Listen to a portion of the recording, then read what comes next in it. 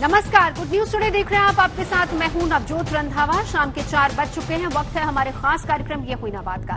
देश का युवा अच्छे स्कूल कॉलेज से पढ़ाई करता है ताकि उसका भविष्य उज्जवल हो सके। प्रतियोगी परीक्षाओं के लिए जमकर मेहनत करता है, अपने परिवार से दूर मुश्किल हालात में रहता है, महंगी कोचिंग का खर्चा भी उठाता है, लाख दुश्वारियां झेलता है कि एक दिन उसका संघर्ष कामयाब होगा और वो कामयाबी में बदलेगा। अक्सर हमने मुश्किलों को मात देकर नई इबारत लिखने वाले युवाओं की कहानी सुनी भी है और देखी भी है, मगर अब जिस तरह से तेजी से पेपर लीक और प्रतियोगी परीक्षाओं में धांधली के मामले सामने आ रहे हैं, उसने युवाओं का मनोबल तोड़ दिया है। इन युवाओं के साथ उनके परिवार वाले भी हताश और निराश हैं। नीट यूजी का मामला अभी शांत भी नहीं हुआ कि उत्तर प्रदेश में 2022 में हुई सिविल जजेस की भर्ती परीक्षा में कथित गड़बड़ी का मामला सामने आया है। 2022 में हुई परीक्षा की गड़बड़ी का पता 2024 में चला है, जबकि इस परीक्षा को पास कर कई अभ्यर्थी नियुक्ति भी उनकी हो चुकी है, यानी कि जो नौकरी पा चुके हैं उनका भविष्य भी अब फिलहाल दांव पर है। ऐसे में सवाल ये उठता है कि पेपर लीक और प्रतियोगी परीक्षाओं में धांधली कब तक यूं ही चलती रहेगी? आखिर कब हम एक ऐसा तंत्र बना पाएंगे जहां पर लीकेज या फिर धांधली के लिए कोई जगह नहीं होगी और छात्रों और अभ्यर्थियों को उनकी मेहनत का पूरा फल मिल सकेगा? इन्हीं सवालों के इर्द गिर्द आज की चर्चा होगी। तमाम खास मेहमान हमारे साथ जुड़ेंगे। शुरुआत करें उससे पहले आपको ये रिपोर्ट दिखाते हैं।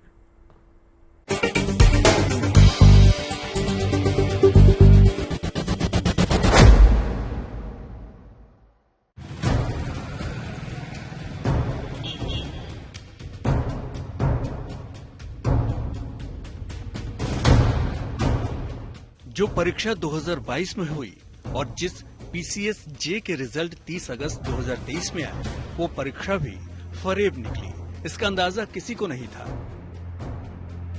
हुआ ये कि इस परीक्षा को देने वाले श्रवण पांडे जब अपने रिजल्ट से संतुष्ट नहीं हुए तो उन्होंने आरटीआई के जरिए आयोग से जानकारी मांगी। जानकारी मिली तो पता चला कि अंग्रेजी पर्चे में उसे 200 में से केवल 47 अंक मिले हैं, जिसके बाद श्रवण ने आरटीआई के तहत 6 प्रश्न पत्रों की आंसर शीट दिखाने की मांग की। जब उत्तर पुस्तिकाएं सामने आई तो मामला हैरान करने वाला था। उन्हें पता चला कि अंग्रेजी विषय की उत्तर पुस्तिका में उसकी हैंडराइटिंग ही नहीं है, और तो और हिंदी की उत्तर पुस्तिका के 3-4 पन्ने तक फटे हुए हैं। मैंने उत्तर प्रदेश जुडिशियल सर्विसेज 2022 में हिस्सा लिया था और प्रीलिम्स क्वालिफाई करके मैंने मई 2023 में मेंस के 6 पेपर्स लिखे थे। इसका रिज़ल्ट अगस्त में आया था, इंटरव्यू भी अगस्त में ही हुए थे और फाइनल रिज़ल्ट भी 30 अगस्त को आ गया था। फिर क्योंकि मैं अपने मार्क्स से सैटिस्फाइड नहीं था तो मैंने आरटीआई के माध्यम से अपनी इंस्पेक्शन के लिए यूपीपीएससी से गुजारिश की थी और इंस्पेक्शन में मैंने पाया कि मेरी इंग्लिश कॉपी में हैंडराइटिंग बदली हुई है, वो मेरी कॉपी नहीं थी, और हिंदी के पेपर में कुछ पेजेस कटे हुए थे। 2022 की पीसीएस जे परीक्षा में कथित धांधली की पोल खुली तो फिर खुलती चली गई। जांच में ये भी पता चला कि परीक्षा में उपस्थित 50 उम्मीदवारों की कॉपियां ही बदल दी गई थी। और तो और इंटरमिक्सिंग की ये बात खुद उत्तर प्रदेश लोक सेवा आयोग ने कोर्ट के सामने स्वीकार भी कर ली। आयोग ने कहा कि 3 अगस्त तक नए सिरे से गड़बड़ी वाले अभ्यर्थियों के रिजल्ट दोबारा आएंगे और इन परिणामों के बाद काफी कुछ बदलने की उम्मीद भी की जा रही है। जुलाई को इसमें कल दोबारा हियरिंग हुई, जिसमें कमेटी ने अपनी रिपोर्ट प्रोड्यूस करी, जिसमें उन्होंने एडमिट किया है कि 50 पेपरों में हेरफेर हुआ है। उन्होंने इसको ह्यूमन मिस्टेक कहा है, जिसमें उन्होंने कहा 25 के 2 बंडल आपस में बदले गए, जिसकी वजह से इंग्लिश कॉपीज़ बदली गई और इसके तहत रिजल्ट्स में बदलाव आएंगे। तो ऑनरेबल हाईकोर्ट ने उनसे ये इंस्ट्रक्शंस लाने के लिए कहा और साथ ही साथ ऑनरेबल चेयरमैन के एफिडेविट में ये अंडरटेकिंग देने के लिए कहा है, जिसमें उनसे पूछा है कि किस हद तक रिजल्ट्स में चेंजेस आएंगे, कितने लोग जो अभी करंटली ट्रेनिंग कर रहे हैं वो बाहर होंगे और कितने लोग जिनको इंटरव्यू के लिए नहीं बुलाया गया था उनको इंटरव्यू कॉल मिलेगा और कितनों को फाइनल सिलेक्शन मिलेगा। ये सब डिटेल्स कमीशन को अगली तारीख दैट इज़ 8 जुलाई को through an affidavit of the honourable chairman produce करना है। जिस तरह अदालत में ये पूरा मामला सामने आया, उसने फिर से परीक्षा के साख पर सवाल खड़े कर दिए हैं। सवाल किए जा रहे हैं कि पिछले कुछ सालों में क्या वाकई ज्यादातर परीक्षा में पर्दे के पीछे धांधली का खुला खेल चल रहा था? क्या सच में मोटी रकम लेकर प्रतियोगी परीक्षाओं में नकल कराई जा रही थी? सवाल इसलिए भी अहम है क्योंकि जिस पीसीएस जे परीक्षा में कथित धांधली का मामला सामने आया है वो 2022 में कराई गई थी, जिसका सच 2 साल बाद यानी अब सामने आया है। जो हलफनामा प्रस्तुत किया गया उसमें उस चीज को और विस्तारित करते हुए कहा गया कि कम से कम 50 ऐसे अभ्यर्थी हैं जिनके आंसर शीट इंग्लिश लैंग्वेज के इंटरमिक्स हो गए हैं, जिससे सारे जांच प्रोसेस चल रहे हैं और कुछ अधिकारियों के विरुद्ध कार्रवाई भी की गई। उन्होंने ये भी कहा कि हो सकता है इस प्रकरण को देखते हुए व इतनी गलतियों को देखते हुए पूरे रिजल्ट को रीड्रॉ भी किया जाए। एक आंकड़े के मुताबिक पिछले 7 सालों में अलग अलग 70 परीक्षाओं में पेपर लीक के मामले सामने आ चुके हैं। पूरे मामले में सरकारी अफसरों से लेकर टीचर्स तक की भूमिका सवालों के घेरे में है। पिछले 7 सालों की बात करें तो करीब 1 करोड़ 70 लाख से ज्यादा छात्रों के भविष्य पर पेपर लीक का असर पड़ा है। लेकिन इस बार यूपी की पीसीएस जे की परीक्षा में जिस तरह की कथित गड़बड़ी की खबर आई है, उसके बाद ये पूछा जा रहा है कि प्रतियोगी परीक्षाओं की पवित्रता अब बची भी है या नहीं। प्रयागराज से आनंद राज के साथ bureau report, good news today. तो खास मेहमानों के पास जाएं उससे पहले जरा रुक करते हैं मेरी सहयोगी शिल्पी इस वक्त हमारे साथ लखनऊ से जुड़ चुकी है। शिल्पी, पूरा मामला क्या समझ में आ रहा है? इसके बाद क्या कुछ कार्रवाई हो सकती है? कोर्ट ने क्या रुख अख्तियार किया इसको लेकर? देखिए, अब मामला तो कोर्ट में है, लेकिन मामला बहुत गंभीर इसलिए है कि पिछले कुछ समय से लगातार उत्तर प्रदेश में आपने देखा होगा कि जो भर्ती परीक्षाएं हैं उनके शुचिता पर सवाल उठते रहे हैं। कभी पेपर लीक का मामला हो, कभी घोटाले का मामला हो, ये सामने आती रही हैं बातें, और इसको लेकर के अलग अलग परीक्षाओं में अलग अलग व्यवस्थाओं पर सवाल भी उठे हैं। लेकिन यहाँ जो मामला है वो जिस तरह से बताया जा रहा है कि कॉपीज की इंटरमिक्सिंग, यानी कि एक किसी की कॉपी पर किसी और के कोडिंग का है, और ये अपने आप में बहुत बड़ा मामला है क्योंकि इसकी जिम्मेदारी पूरी तरह से लोक सेवा आयोग की होती है। और ऐसे में अगर ये गड़बड़ी होती है, जैसे कि आयोग ने खुद कोर्ट में स्वीकार किया है, तो अपने आप में बड़ी बात है। देखिए, ये मामला 2022 की परीक्षा का है, लेकिन अभी 2 साल बाद हम लोग इस पर चर्चा कर रहे हैं, वो भी तब जब एक अभ्यर्थी के अपने प्रयास से ये मामला खुला। क्योंकि कई बार अभ्यर्थी संतुष्ट नहीं होते हैं, लेकिन इतना प्रयास बहुत लोग कम करते हैं। लेकिन श्रवण पांडे ने जिस तरह से पहले जब उनको लगा कि उनके मार्क्स किस तरह से कम आए हैं, फिर उन्होंने आरटीआई की, फिर अपने मार्क्स उन्होंने पता किए, फिर उसके बाद जब उन्होंने देखा कि अंग्रेजी में उनके सिर्फ 47 मार्क्स आए हैं, तो उन्होंने कॉपीज सार्वजनिक करने के लिए फिर उन्होंने आरटीआई की, फिर उन्होंने इसकी अपील की। तो उसके बाद ये मामला सामने आया, उसके बाद उन्होंने याचिका की। अपने आप में एक पूरा प्रोसेस है, लेकिन जो बात बताई गई आयोग की तरफ से, जो बात स्वीकार की गई कोर्ट में, वो काफी गंभीर है। वो ये कि ये माना गया कि कम से कम 50 कॉपीज में इंटरमिक्सिंग हुई है। यानी अगर मैं आपको कहूं, देखिए सीधे सरल शब्दों में, तो कोडिंग गलत हुई है, यानी कि किसी और की कॉपी किसी और के कोड से आ गई और उसके बाद उस पर रिजल्ट जारी कर दिया गया। लेकिन ये पूरा मामला निश्चित तौर पर परीक्षा की शुचिता पर एक सवाल उठाता है कि ये क्या बिना किसी मंशा के हुआ, कौन लोग इसमें शामिल थे। इतनी बड़ी परीक्षा में इस तरह की बात करने और लगातार अगर इतना प्रयास नहीं किया होता है उस अभ्यर्थी ने, तो शायद ये मामला नहीं खुलता। बिल्कुल, और अगर उसने आरटीआई नहीं डाली होती तो शायद इस तरह की धांधली के बारे में पता नहीं चलता। बात है कि इतने छोटे स्तर पर कार्रवाई से शायद ये बात सामने नहीं थी। बिल्कुल बिल्कुल शिल्पी, शुक्रिया पूरी जानकारी के लिए। यहीं से हम चर्चा को आगे बढ़ाते हैं। तमाम खास मेहमान हमारे साथ जुड़े, परिचय करा देती डॉक्टर सुधांशु द्विवेदी हमारे साथ शिक्षाविद हैं, जो इस वक्त मेरे साथ स्टूडियो मौजूद हैं। राम कुमार पाल जी भी शिक्षाविद इस वक्त हमारे साथ हैं और करियर काउंसलर भी हैं। डॉक्टर शुभम महाजन भी एजुकेशनिस्ट हमारे साथ हैं। Doctor Vikram Singh former DGP Uttar Pradesh हमारे साथ हैं। अनिल राज फाउंडर हैं साइबर वॉल्ट के, जो हमारे साथ इस वक्त जुड़े हुए हैं। शुरुआत सुधांशु जी आप ही से करते हुए, देखिए अब ये एक नई तरह की धांधली सामने आ रही है। अभी तक हम कह रहे थे कि पेपर लीक का मामला है, पेपर लीक हो गया, और किस तरीके से पेपर लीक हो रहे हैं ये हमने देखा। नीट मामले को लेकर अगर देखा जाए तो सीबीआई जांच भी कर रही है, लेकिन यहां पर अगर पीसीएस जे की परीक्षा में आरटीआई नहीं डाली जाती तो इस बात का खुलासा ही नहीं होता कि वहां आंसर शीट ही बदल दी गई है, यानी कोडिंग गलत हुई है। क्या हम कहें कि ये गलती है? सुधांशु जी आप ही से सवाल है, या फिर ये जानबूझकर किया गया है? नहीं, ये जानबूझ के और 2022 का मामला है जो कि अब खुल रहा है। मैं 98 से मैंने एग्जाम देना शुरू किया, तभी से ये था कि यूपी में कुछ लोगों का ऐसे हो जाता है पैसे देके, और कुछ लोग हुए भी हमारे करीबी हुए, और ये होता था कि उस समय इंटरव्यू में पैसे चलते थे। ये था कि उस समय के जो चेयरमैन हुआ करते थे उनके बारे में कहा जाता था चाय की दुकानों पे कि इतने में हो जाता है। उसके बाद मैं भी एग्जाम देता रहा। 2008 में एक एग्जाम हुआ स्वास्थ्य शिक्षा अधिकारी का। बड़े पैमाने पे धांधली हुई। तो मैं उस समय पढ़ाता था, तो मेरे स्टूडेंट आए, कहे कि सर आप कुछ करिए। उस समय यूपी का सबसे बड़ा मूवमेंट किया मैंने लोक सेवा आयोग के खिलाफ, और हम लोग हजारों स्टूडेंट को लेके गए, विधानसभा घेरे। मायावती जी की गवर्नमेंट थी, जांच हुई, सीबीआई जांच हुई, सब कुछ। सीबीआई जांच का तरीका क्या होता है, जो जांच में सहयोग करता है वही कल्प्रिट मान लिया जाता है कि आप ये अगर बता रहे हैं तो किस सोर्स से बता रहे हैं, बताइए जरा। उन्हीं को घेरा जाने लगता है, और जो कल्प्रिट है वहां तक सीबीआई कभी पहुंचती नहीं है, क्योंकि बहुत बड़ी बात आप कह रहे हैं विक्रम सिंह जी। इस पर आपका एक रिएक्शन चाहूंगी। हाँ, जरा सभी हमारे जितने भी पैनलिस्ट हैं उनको इंक्लूड कर लेते हैं।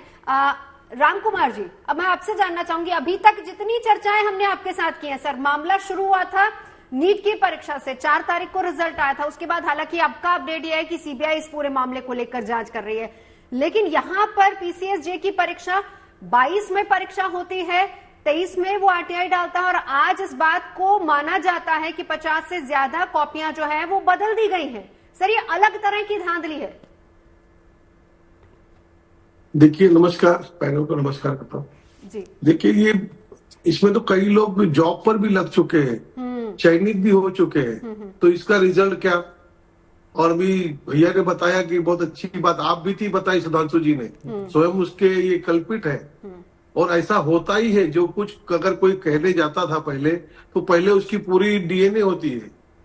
किस तरह से ये पुलिस को सहयोग लोग कैसे करेंगे, या सीबीआई को सहयोग कैसे करेंगे, ये आम नागरिक का हिस्सा कब मिलेगा। अफसरशाही सिर्फ जनरल नागरिकों पे होती है, गुनहगारों पे नहीं होती, ये सच है। सारे कानून नागरिकों के लिए बनते हैं, लेकिन अफसरशाही के लिए कोई कानून नहीं बनता। कोई उनके ऊपर रिस्ट्रिक्शन नहीं होते कि इतने दिन में आपको करना है। हमें कुछ भरना है तो इतने दिन की हमको टाइमिंग दी जाती है, लेकिन उनके लिए कोई टाइमिंग नहीं होती। देखिए, 2022 का 2024 हो गया, ये क्या है, टाइमिंग नहीं है, जजेस का मिस्टेक नहीं है, या फिर केसेस में उनको ध्यान नहीं देना चाहिए। दूसरी जगह जैसी बातें होगी तो उसको 24 घंटे में केस सुनी जाती है, मनुसिंघी और कपिल सिब्बल की, और उसको बाद में स्टे किया जाता है, या फिर वो बुलडोजर रोकने की बातें होती। तो ये शिक्षा पे इतना गौर हमारे न्यायालय क्यों नहीं करता। विद्यार्थियों के जीवन की बात है, उनके पूरे भविष्य की बात है, इस पे भी प्रायोरिटी लेनी चाहिए ना कोर्ट को। बहुत अच्छी बात आप कह रहे हैं कि कोर्ट को इस पर प्रायोरिटी लेनी चाहिए। हम नीट को लेकर भी बात कर रहे हैं। पुलिस तो ठीक है, पुलिस को प्यून से लेके तो कमिश्नर तक की जांच करनी पड़ती है, पर जजेस के सामने जब पुलिस रिपोर्ट रखती है तो उस समय क्यों नहीं उन्हें जस्टिस देते हैं। कितनी सारे केसेस जो लोक हित, जनता के हित की है, पेंडिंग पड़ी है, उस पर निर्णय नहीं होगा। जातिवाद, धर्मवाद, विशेष वर्ग, इस पे फट करके निर्णय होगा। बिल्कुल, लेकिन यहाँ शिक्षा की बात हो रही है, एक बार डॉक्टर शुभम को इंक्लूड कर लेते हैं। डॉक्टर शुभम, अभी तक तो हम बात कर रहे थे कि देखिए नेट की परीक्षा रद्द हुई, क्यों, इसीलिए क्योंकि पेपर लीक का मामला सामने आया।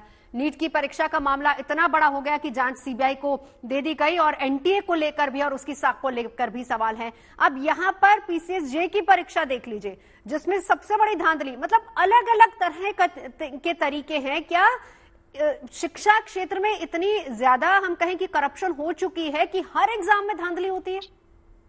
नहीं, ये तो हर एग्जाम में अभी खुल के सामने आ रहा है। और ये नीट एग्जाम की वजह से जो लाइमलाइट मिला है सारे एग्जाम्स, और जो ये एक माफिया बन चुका है जो ये सब करवा रहा है, मुझे लगता है कि गवर्नमेंट ने एक इंडिपेंडेंट एजेंसी बना देनी चाहिए। लाइक टेररिज्म के लिए एटीएस होता है, उसके बिना जो ट्रस्ट एक एजुकेशन सिस्टम में वो रहेगा नहीं, क्योंकि ये तो काफी प्रतिष्ठित एग्जाम है। समझो एनटीए के अंडर जो एग्जाम्स थे उसमें एक कॉमन बात निकल के आ रही थी कि वो एनटीए के नीचे से आ रही है, इसके लिए सब धांधलियां निकल रही है।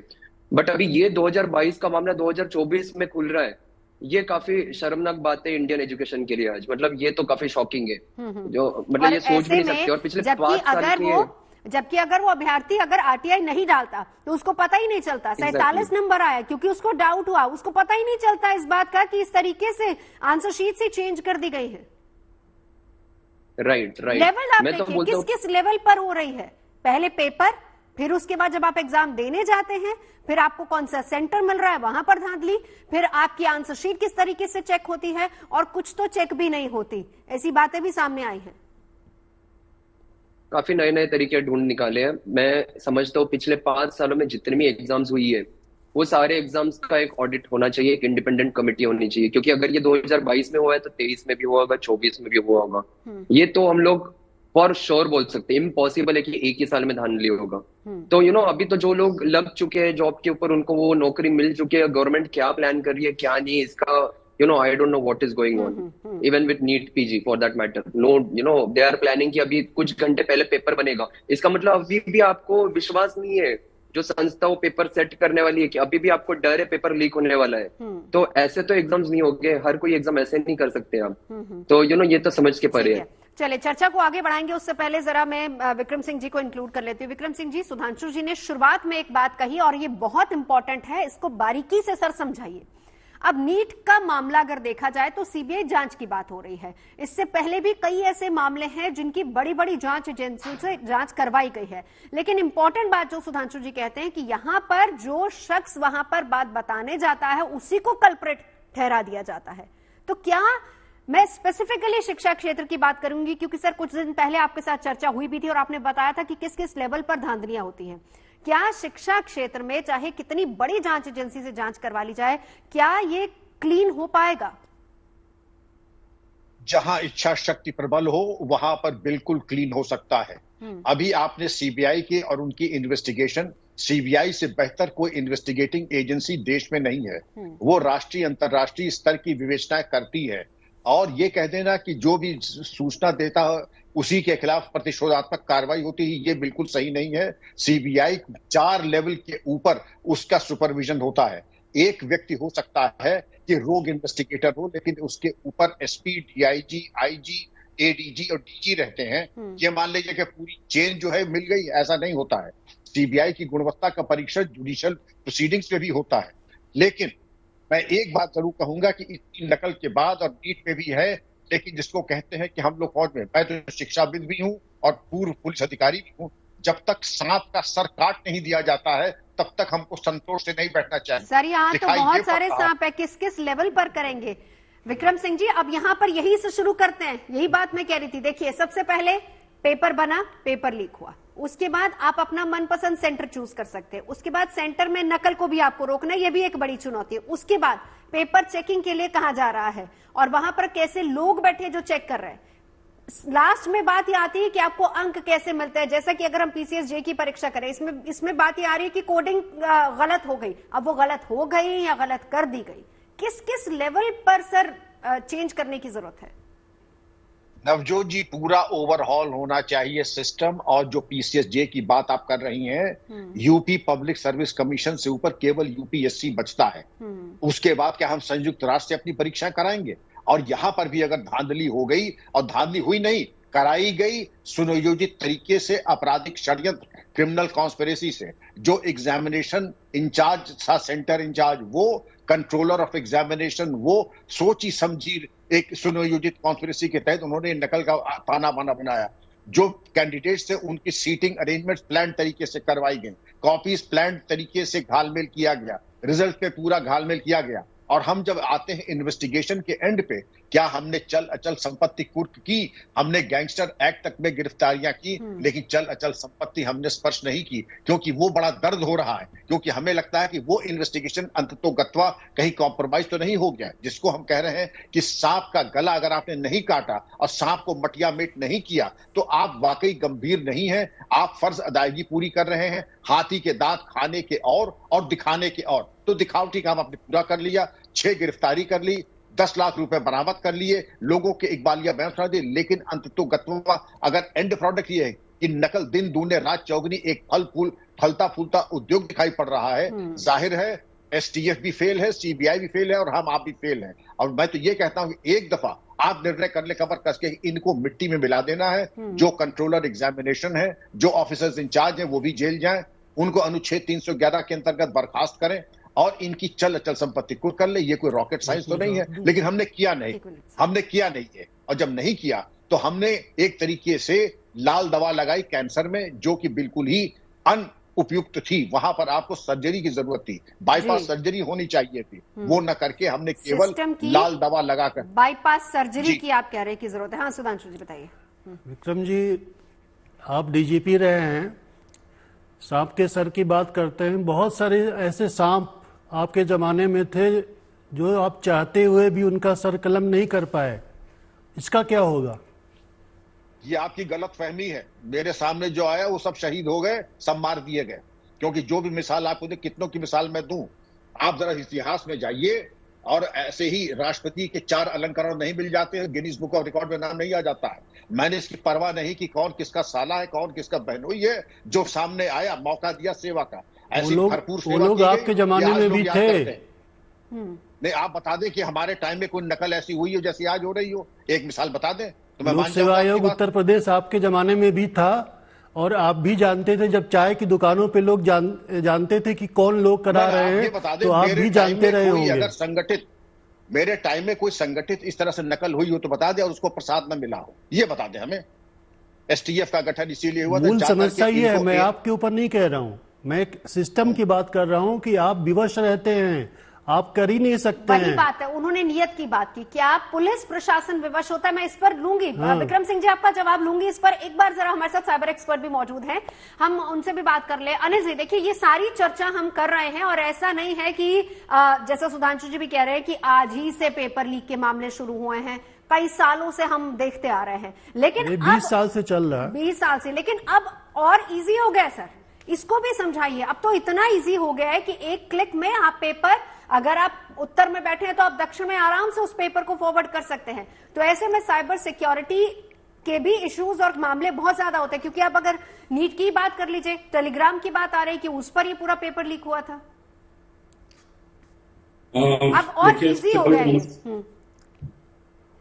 जी।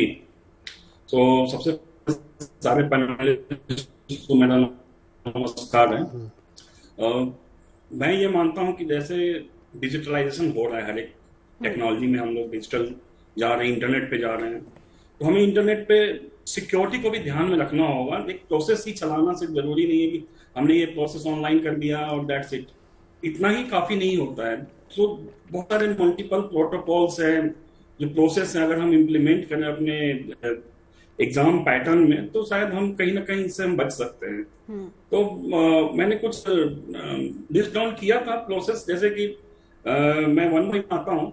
जैसे हम एग्जाम देते हैं तो सबसे पहले तो हम कोई एक ऐसे रिनॉन्ड एग्जाम पोर्टल को हम यूज करें, जैसे ग्लोबल लेवल पे डॉक्टरी और अदर सम रिनॉन्ड एग्जाम्स पोर्टल्स हैं, जिसका हम यूज करके उनको एक सिक्योर इन्वायरमेंट दे सकते हैं कि वहां पे माल प्रैक्टिस के चांसेस थोड़े कम रहते हैं। रिमोट प्रॉक्टरिंग प्रोसेस को हम सुधार सकते हैं, जिससे अगर कैंडिडेट कुछ कोशिश करता है कि कोई उसके बिहाफ पे एग्जाम दे या फिर कुछ गड़बड़ी पैदा करने की कोशिश करे, तो रिमोट प्रॉक्टरिंग के थ्रू उसको हम अपने सेंसर्स और एआई के थ्रू हम उसको आइडेंटिफाई कर सकते हैं।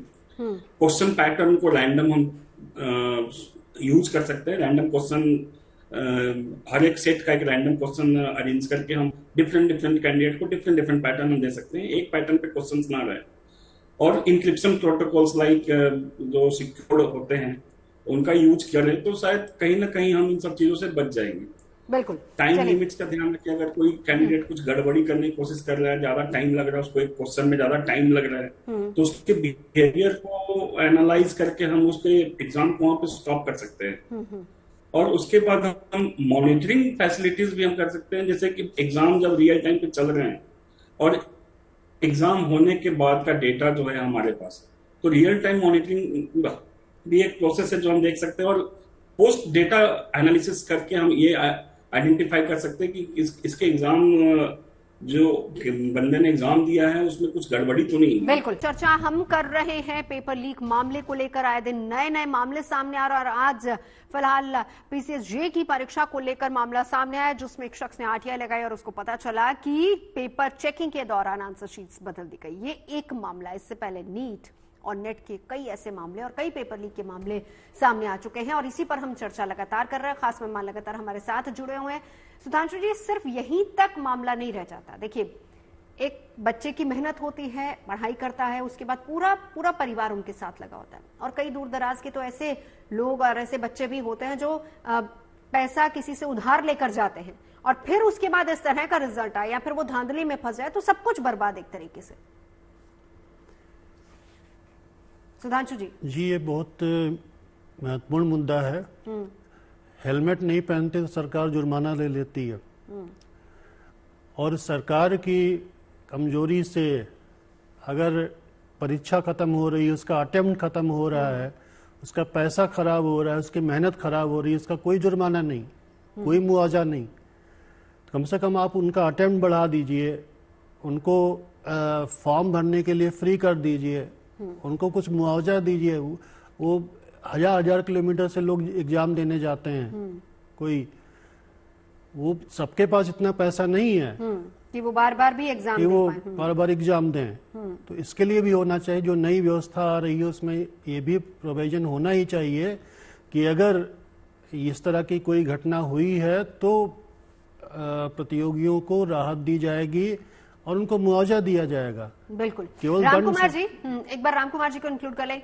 अगर हम पिछले 7 सालों की बात करें तो अलग अलग परीक्षाओं में देखा जाए तो 70 परीक्षाएं ऐसी हैं जिनमें पेपर लीक के मामले सामने आए हैं। अफसर भी शामिल हैं, टीचर भी उसमें, उनकी भूमिका भी बहुत ज्यादा है। ये सबकी भूमिका सवालों के घेरे में है। क्या लगता है अभी तक हम क्यों पेपर लीक के मामलों को सॉल्व नहीं कर पाए, इनकी घटनाओं को रोक नहीं पाए? 2 दशक से ज्यादा का वक्त हो चुका है। देखिए, अभी मुझे तो ये समझ आता है कि ऑनलाइन होवे, स्क्रीन पे होवे। अभी पहले गूगल था, अभी तो खुद का इसरो ने एक भूषण करके ऐप भी लाया है, तो सुरक्षित ऐप कहा जा रहा है। कॉलेजेस का चयन हो जहाँ नेटवर्क हो, वहीं पे स्क्रीन पे पेपर आए, बच्चों को कॉलेज में लेने के बाद पेपर केंद्र से भेजा जाए। इस तरह की सुरक्षा भी, पेपर प्रिंट होना ये 20 साल से चल रहा है, सुधांशु जी भी कह रहे हैं। तो ये ऑनलाइन हो और कॉलेजेस के लीगल पे भेजा जाए। अगर लीक हो तो सिर्फ कॉलेज ही इसमें दोषी हो। इस तरह की सुरक्षा साइबर के ऊपर लाकर ही कुछ लगता है कि कुछ सुधार होगा, बाकी कुछ चांसेस नहीं है।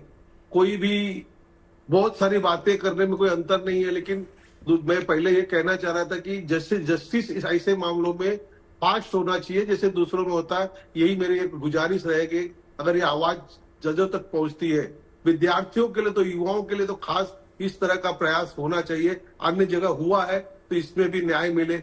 मिनिमम 90 डेज या 120 डेज के अंदर रिजल्ट दे, यही मेरी अपील रहेगी देश के न्याय की बात तो एक होती ना राम कुमार जी, न्याय की ठीक है बात एक होती है। अब हम अगर इसमें देख ले, सीबीआई जांच की बात हो रही है, सीबीआई इस बात की जांच करेगी कि क्या पेपर लीक हुआ, नहीं हुआ, किन लोगों ने पेपर लीक किया, उन लोगों को दंड दिया जाएगा, ये एक बात है। लेकिन सिस्टम को भी तो क्लीन करना है ना। सिस्टम क्लीन कैसे होगा? आज अगर एक मामले की जांच सीबीआई ने कर दी है तो कल को दूसरा मामला आ जाएगा, फिर दूसरी जांच गठित कीजिए आप। देखो, जांच तो साहब इतनी कमेटियां बनती है, पार्लियामेंट कमेटियां बनती है, उनकी रिजल्ट देखें तो खाली 10% है 25-30 सालों में। मैं कहता हूं कि ऑनलाइन सबकी शिक्षा हो, कॉलेजेस की चॉइस, जो कॉलेज को देखा जाए कि कहां पर नेटवर्क है, ऑनलाइन ही एक पेपर प्रिंट होना बंद हो जाना चाहिए, तो ही शायद इसका उपाय निकल सकता है। ठीक है, साइबर एक्सपर्ट हमारे साथ जुड़े हैं, एक रिएक्शन आपसे लेना चाहेंगे। कितना इजी हो जाए अगर परीक्षा जो सीधे तौर पर हम कहें कि ऑनलाइन हो जाए, ऑफलाइन परीक्षा पूरी तरह से बंद हो जाए? अनिल जी।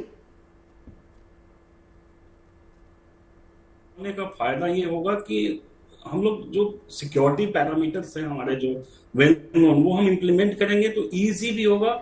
नहीं, लेकिन उसमें क्या हमारा सिस्टम पूरी तरह से तैयार है? क्या लोग उतने प्रशिक्षित हैं कि इतने बड़े लेवल पर? आप देखिए कि कितने, अभी 24 लाख बच्चे तो सिर्फ नीट का एग्जाम दे रहे हैं, अभी कितने लाख बच्चे होंगे जो एग्जाम, अलग अलग कॉम्पिटेटिव एग्जाम्स देते हैं।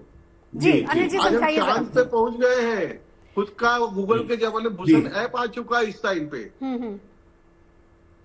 अनिल जी। जी, ये बहुत बड़ा चैलेंज है, मैं इसको एक्सेप्ट करता हूं, बट ऐसा नहीं है। आज बहुत सारे एग्जाम्स हो रहे हैं ऑनलाइन, और अगर हम इस पर ध्यान दें तो इसको भी किया जा सकता है। हाँ, थोड़ा टेक्नोलॉजी वाइज हमको माइंडसेट हमारा डेवलप होना पड़ेगा। देखो कैसा है कि हम टेक्नोलॉजी यूज करके कुछ जगह पे तो हम सिक्योरिटी लगा सकते हैं, बट हमारे डोमेन में बोला जाता है कि सोशल इंजीनियरिंग एक सबसे बड़ा काइंड ऑफ अटैक है जिससे हम बच नहीं सकते। तो वो तो कभी खत्म नहीं होगा अगर ह्यूमन इंटरवेंस आया किसी भी प्रोसेस में तो। बट हाँ, अगर हम प्रोसेस को धीरे धीरे चेंज करें, उसको ऑनलाइन ले जाएं और उसको सिक्योर्ड वे में ले जाएं। देखिए बहुत सारे यूटिलिटी अवेलेबल हैं आज जो हमको बहुत सारे इम्प्लीमेंटेशन करके डेटा को सिक्योर करते हैं, अपना प्रैक्टिस सिक्योर करते हैं।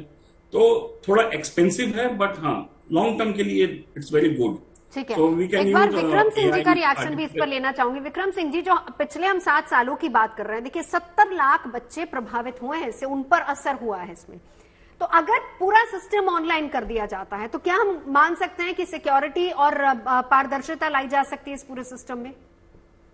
नहीं, 100% फेल प्रूफ फूल प्रूफ तो कभी नहीं हो सकता, चाइना में भी नहीं हुआ है। लेकिन ये जरूर हो सकता है कि 90% तक हम उसको कामयाब कर सकते हैं पूरी सत्यनिष्ठा के साथ अगर करें, क्योंकि मैलवेयर, हैकिंग, क्रैकिंग, इन्वेजन और ये तमाम की चीजें तो हमेशा बनी रहेंगी। लेकिन अगर सिस्टम्स हमारे अप टू डेट हैं और हमने अपनी लेटेस्ट फ्यूचरिस्टिक टेक्नोलॉजी लगाई है, आर्टिफिशियल इंटेलिजेंस, डेटा एनालिटिक्स लगाया है, तो हम कह सकते हैं कि हमारा 90% सिस्टम सिक्योर है और हम पूरे अपने ह्यूमन इनपुट के साथ इसको हम भली बात सुनिश्चित कर सकते हैं। लेकिन जो उसके बाद जो दूसरी चीज आती है, जो ह्यूमन इंटरफेस होता है, जिन्होंने अपनी तरफ से जाके गड़बड़ी और घालमेल किया है, उनके ऊपर दंडात्मक कार्रवाई मुझे 5 साल में कोई दिखाई नहीं पड़ी है। और संगठित अपराध माना ही ये जाता है कि जब तक वो सिस्टम को पूरी तरीके से भेद नहीं लेगा, पेनिट्रेट नहीं कर लेगा, तो संगठित अपराध नहीं है। और संगठित अपराध में जब तक कि ऊपर नीचे से दंड नहीं दिया जाएगा, तो बिना दंड के राज्याधिकार नहीं चलता है और वो दंड पूरी तरीके से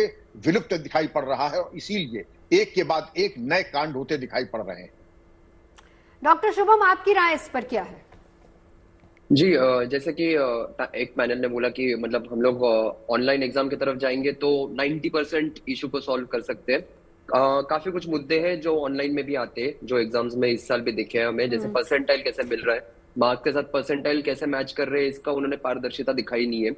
सो जो कंडक्टिंग एजेंसी है उसके ऊपर भी ये जवाब है, तो उसके ऊपर सरकार ने अगर काम किया तो काफी सारे एग्जाम्स का ये इश्यू सॉल्व हो सकता है। क्योंकि डार्क वेब जैसी और टेलीग्राम जैसी चीजों पे आज आपका पेपर जा रहा है, तो आज एआई का जमाना है। आप एक पूल बनाओ 8000, 10,000, 1 लाख क्वेश्चंस का, जो एआई ऑटोमेटिकली एक स्टूडेंट के आईडी के ऊपर पेपर सेट करे और वो एग्जाम जो कंडक्ट कर रही है बॉडी, उसको भी ना पता चले कि वो कौन से क्वेश्चन जाने वाले हैं, बराबर। तो ऐसे कुछ इनोवेटिव टेक्नोलॉजीज यूज करके ये कंडक्टिंग बॉडीज ये सॉल्व कर सकती है। एक और मुद्दा मैं छोटा सा आपको ऐड करना चाहूंगा, जो फीस का था कि बच्चों का साल गया और ये गया, बट बच्चों का जो साल भर प्रिपरेशन में जो फीस जाता है या जो पैसे जाते हैं, जो एनर्जी जाता है, वो हम लोग मतलब ध्यान में नहीं रखते, या जजेस को वो मतलब वो कंसिडर नहीं करते। तो वो सारी चीजें भी कंसिडर होनी चाहिए, क्योंकि ये काफी सारी चीजें मैटर करती है। सुधांशु जी की बात को आपने यहीं से आगे बढ़ाया।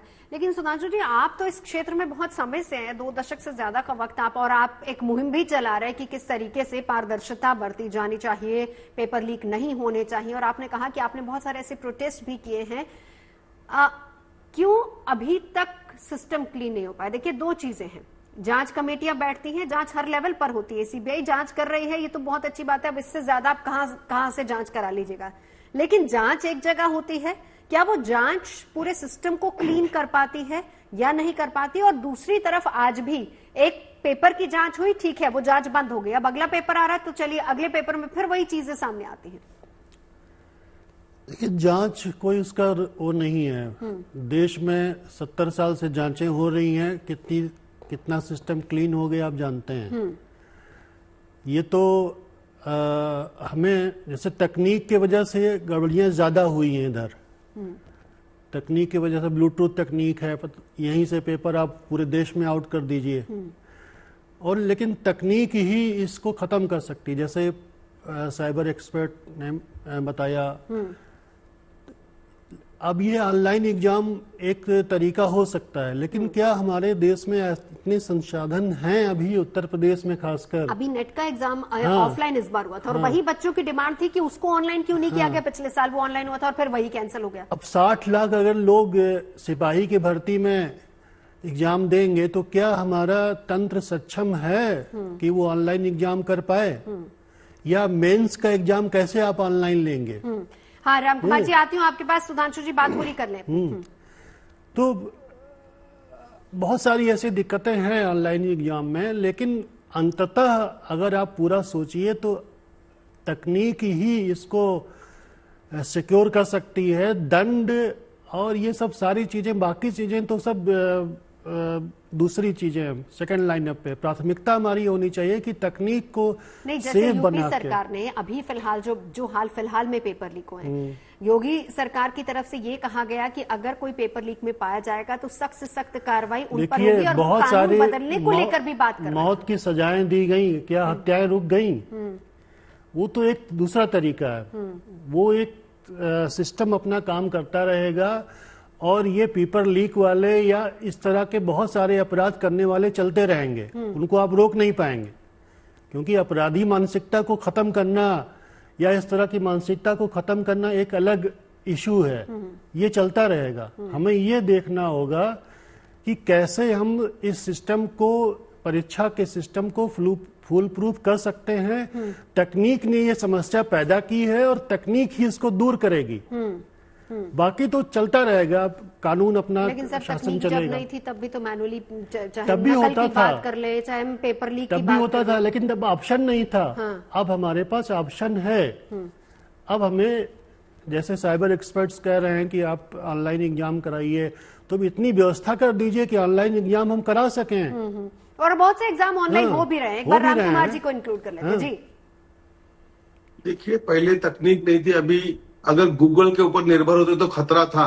इस वक्त इसरो ने एक गूगल के मुकाबले एक ऐप तैयार किया है, भारतीय ऐप, जिससे आप सॉइल टेस्ट की रिपोर्ट मांग सकते हैं। तो क्या हम एग्जाम नहीं करा सकते?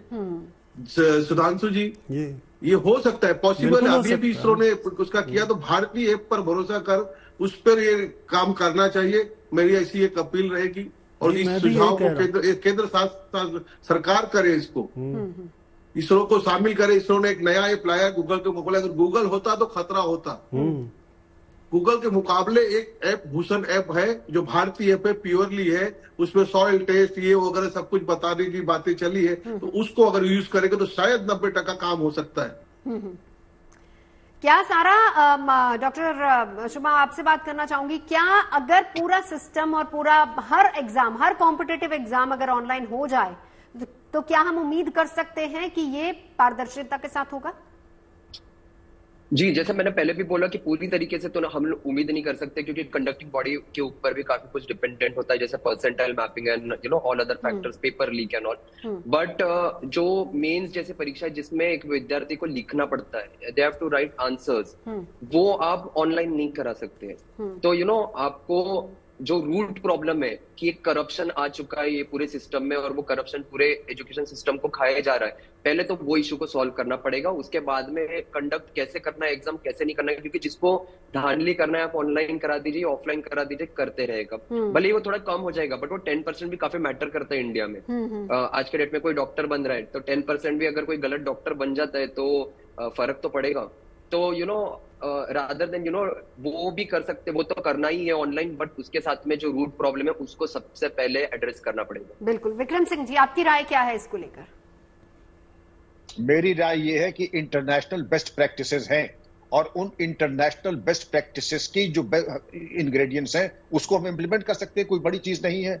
और ये कह देना कि साहब दंड देने से कोई लाभ नहीं है, ये बड़ी क्रांतिकारी विचार हैं, क्योंकि बिना दंड के राज्याधिकार नहीं चलता है। अगर ये कह दें कि नहीं साहब हम बिल्कुल दंड देंगे नहीं या दंड की तरफ देखेंगे नहीं, तो ये मान लीजिए आज अगर 1/10 है तो वो 100/10 हो जाएगा बहुत जल्दी, क्योंकि दंडात्मक कार्रवाई is the biggest deterrent to prevent crime. ये नहीं कि दंड से अपराध खत्म हो जाएगा, लेकिन बिल्कुल मिनिमाइज जरूर हो जाएगा। बिल्कुल।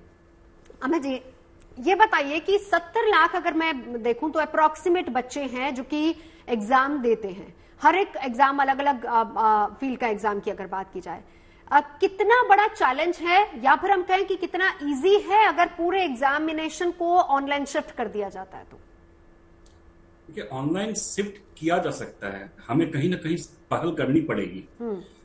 आजकल इतने सारे पैरामीटर्स हैं जो हम बच्चों को बोल सकते हैं कि आप अपने पर्सनल लैपटॉप पर भी एग्जाम कंडक्ट कर सकते हो। उनकी प्रॉक्टरिंग हम एआई के थ्रू कराएंगे, हमारा आर्टिफिशियल इंटेलिजेंस काम आएगा कि हमारा कुछ भी बिहेवियर जो सस्पिशियस लगता है तो हम वहां पे एग्जाम रोक सकते हैं।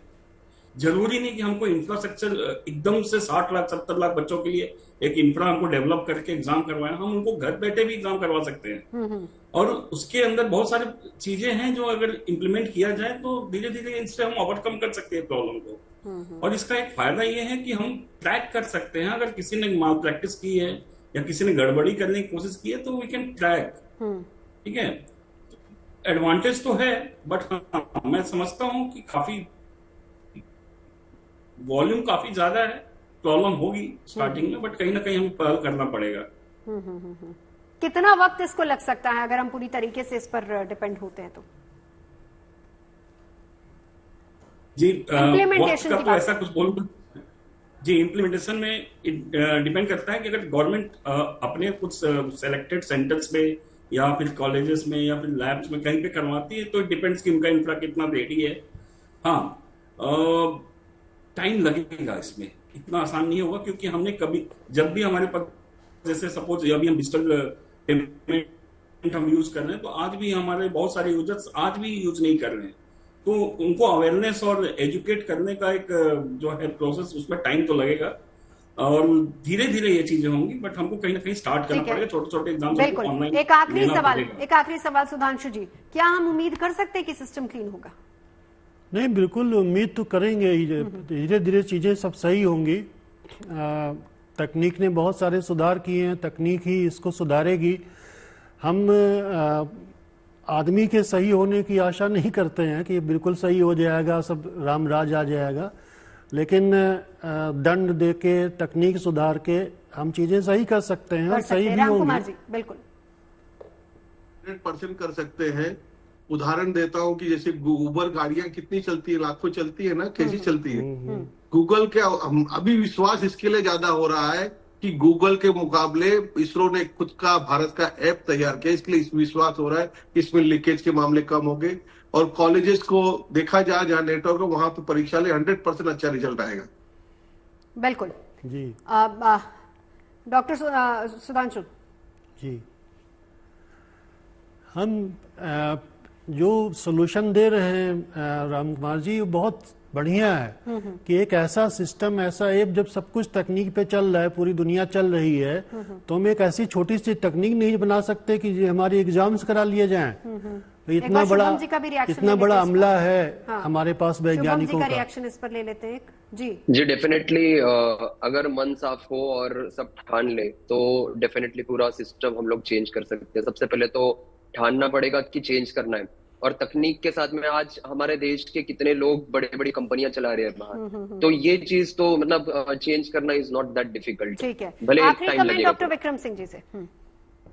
जी, जैसे आपने कहा डॉक्टर शुभम जी ने कि मन साफ होना चाहिए, नियत साफ होनी चाहिए, लेकिन जब मन और नियत दोनों ही खोट है तो आपका एग्जामिनेशन 100 साल अभी ठीक नहीं होने वाला है। अगर इसको ठीक कर ले तो ये कोई रॉकेट साइंस नहीं, इसके पहले भी हमने किया था, कई जगह कर भी रहे हैं, और जहां नहीं हो रहा है वहां वो अपना अंतर मंथन करें और देख लें, क्योंकि वो अभी भी गंभीर नहीं है। एक पारदर्शी फेल प्रूफ फूल प्रूफ एग्जाम कराने के लिए बड़े से बड़े एग्जाम में भी आप देखें, बातचीत में आत्मिक शक्ति नहीं है। हम देखेंगे, हम कार्रवाई करेंगे, और कार्रवाई कहां हुई? किस्तों में कार्रवाई होती है, किस्तों में कार्रवाई नहीं होती है। अगर आप एक मुश्त गंभीर थे, आप एक बार कार्रवाई कर लेते, ऐतिहासिक कार्रवाई देखते हुए मैं तो तरस गया, मुझे तो नहीं दिखी। चलिए, और उसी ऐतिहासिक कार्रवाई का इंतजार है ताकि हम अपने एजुकेशन सिस्टम को पूरी तरह से क्लीन कर सकें।